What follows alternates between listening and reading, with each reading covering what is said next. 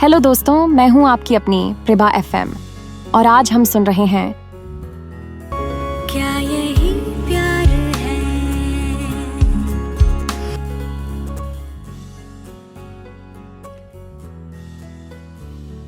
वरुण पिया की हर हरकत पर नजर रखे हुए था, लेकिन कुछ नहीं बोला। उसकी आदत थी बस चुपचाप देखना और महसूस करना। तभी अचानक पापा पापा छोटी रीना भागते हुए आई नानीसा के साथ। मासूम सी बच्ची की आवाज में वही बेचैनी थी जो उसके नन्हे से दिल में बसी थी। वरुण ने रीना को देखा और हल्की मुस्कान दी, एक ऐसी मुस्कान जो उसे तसल्ली भी दे और प्यार भी। रीना दौड़कर पास आई। पापा, आप घर कब आओगे? मैं आपको बहुत मिस करती हूँ। वरुण ने उसके सिर पर प्यार से हाथ फेरा। जल्दी ही आऊंगा बच्चू, लेकिन ननीसा को ज्यादा परेशान मत करना, ओके? रीना ने कुछ देर सोचा, फिर मासूमियत से बोली, पापा, आपने मिश पिया को भी यहाँ रखा है। मेरे साथ कोई नहीं खेलता, मुझे कोई कहानी नहीं बताता। मैं अब यहाँ रहूंगी आपके और मिश पिया के साथ। वरुण ने हल्की हंसी ली, लेकिन कुछ कहने से पहले ही पिया आगे बढ़ी। अच्छा ठीक है, आ जा इधर। उसने रीना को गोद में बिठाया और प्यार से समझाने लगी, रीनू, तुम्हारे पापा अभी पूरी तरह ठीक नहीं हुए हैं।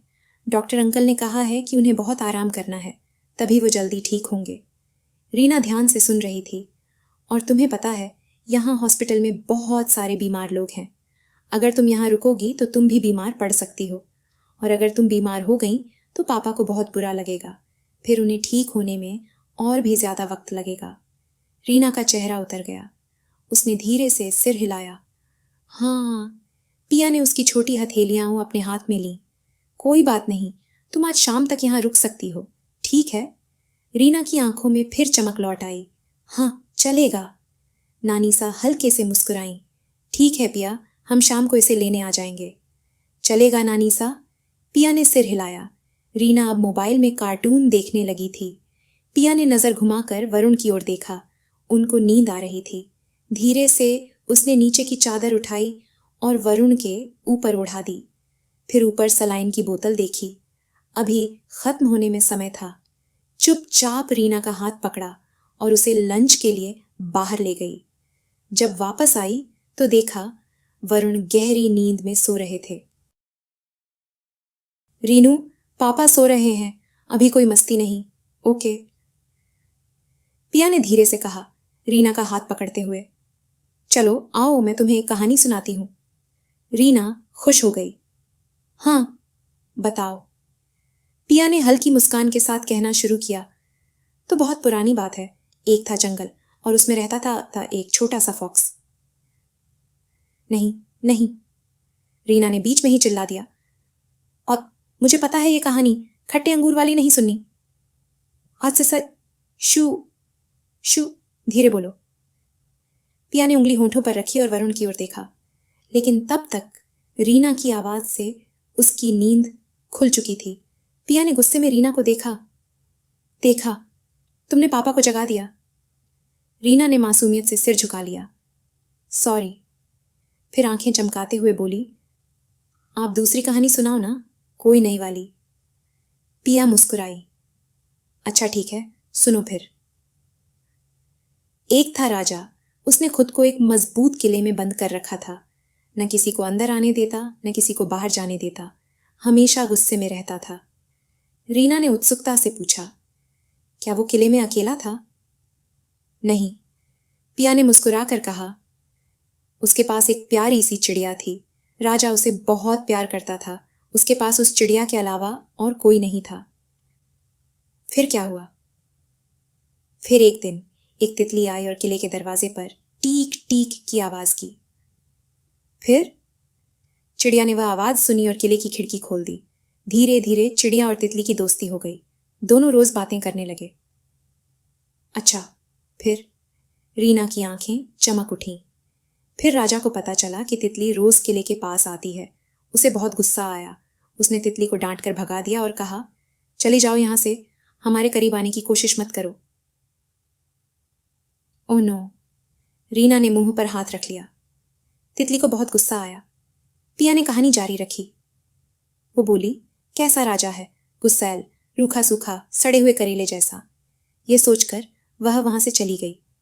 रीना हंस पड़ी, सड़े हुए करेले जैसा। हाँ हाँ हाँ। पिया भी हल्का हंसी, फिर आगे बढ़ी। लेकिन राजा ने देखा कि कुछ बुरे लोग तितली के पीछे पीछे जा रहे थे। रीना की आंखें बड़ी हो गईं। फिर तितली बुरी तरह फंस गई थी। उसे लगा कि अब वो मारी जाएगी। तभी राजा आया। उसने बुरे लोगों से लड़ाई की और तितली को बचा लिया। रीना अब पूरी तरह कहानी में डूबी हुई थी। फिर तितली ने देखा कि राजा को बहुत चोटें आई थीं। उसका खून बह रहा था। इतना कहते कहते पिया ने रीना की ओर देखा। छोटी सी बच्ची उसकी गोद में मीठी नींद में सो चुकी थी। पिया हल्के से मुस्कुराई, धीरे से रीना को गले लगाया और उसकी पीठ पर प्यार से हाथ फेरा। फिर वरुण की ओर देखा जो अब भी सो रहा था। कमरे में शांति थी, बस हल्की हल्की सांसों की आवाज गूंज रही थी। पिया ने धीरे से रीना के ऊपर चादर डाली, उसके सिर पर प्यार से हाथ फेरा और उसे ठीक से सुला दिया। फिर उसने वरुण की ओर देखा। उनके माथे पर फिर से पसीना था। वह बिना कुछ कहे ड्रॉर से तौलिया निकालकर उनके पास गई और हल्के हाथों से उनका पसीना पोंछने के लिए आगे बढ़ी। तभी वरुण ने धीरे से उसका हाथ रोक लिया। रहने दो, मैं खुद कर लूंगा, वरुण ने धीरे से कहा। पिया ने हल्की नाराजगी से कहा, मैं कर रही हूं ना। वैसे भी डॉक्टर ने कहा है कि आपको ज्यादा हिलना डुलना अलाउड नहीं है। यह कहते हुए उसने बिना उनकी बात सुने ही उनके माथे और गले का पसीना पोंछना शुरू कर दिया। उसकी उंगलियां हल्के से वरुण की ठुड्डी तक पहुंची। तभी अचानक वरुण ने उसका हाथ थाम लिया। कहानी में आगे क्या हुआ? वरुण ने धीमे स्वर में पूछा। पिया एक पल को चौंक गई। उसने आंखें झुका लीं। वो कहानी आपके लिए नहीं थी, सिर्फ रीना के लिए थी, उसने टालने वाले अंदाज में कहा। वरुण हल्का सा मुस्कुराए। फिर भी उस राजा का किरदार मुझे कुछ जाना पहचाना क्यों लग रहा है। पिया ने एकदम से नजरें फेर लीं। उसके पास इस सवाल का कोई जवाब नहीं था। उसने इधर उधर देखा और फिर जल्दी से सलाइन की ओर इशारा करते हुए कहा, सलाइन खत्म होने वाली है, मैं नर्स को बुलाती हूं। वरुण के सवाल से बचने के लिए वह बिना रुके कमरे से बाहर भाग गई। वरुण मुस्कुराते हुए उसे जाते हुए देखते रहे। क्या यही